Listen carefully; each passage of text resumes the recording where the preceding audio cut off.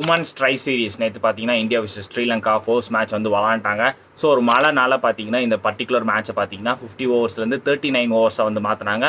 So Sri Lanka பார்த்தீங்கன்னா first batting பண்ணாங்க, 147 ரன்ஸ்க்கு all out ஆயிட்டாங்க. ஸோ நம்ம இந்தியன் உமன்ஸ் பார்த்தீங்கன்னா நல்ல எக்ஸ்ட்ரானரி போலிங் போட்டாங்கன்னே சொல்லலாம்.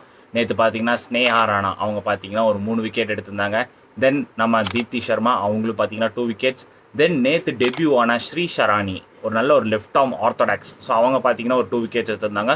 ஸோ ஓவரால் இவங்களோட பவுலிங் எஃபெக்ட்ஸ் மூலமாக பார்த்தீங்கன்னா ஸ்ரீலங்காவை வந்து 147 ரன்ஸுக்கு வந்து ரெஸ்ட்ரிக்ட் பண்ணாங்க. So good bowling from Indian women's பேட்டிங்கில் எடுத்துக்கிட்டோம்னா எப்போ வந்து இந்த 3 பேரும் வந்து நல்ல ஒரு காம்பினேஷனுக்கு அமைஞ்சாங்களோ, ஸோ அப்போலேருந்து பார்த்தீங்கன்னா இந்த 3 பேர் செம ஃபார்மில் இருக்காங்க.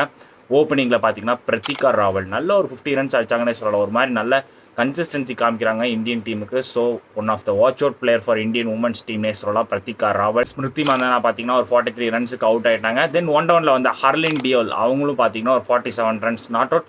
ஸோ ஓவரால் இவங்க 3 பேரோட பேட்டிங் மூலமாக பார்த்தீங்கன்னா இந்தியன் டீம் வந்து 29.4 ஓவர்ஸில் இந்த பர்டிகுலர் டார்கெட்டை வந்து சேஸ் பண்ணாங்க. ஸோ ஓவரால் நல்ல ஒரு விக்டரி ஃப்ரம் இந்தியன் உமன்ஸ்.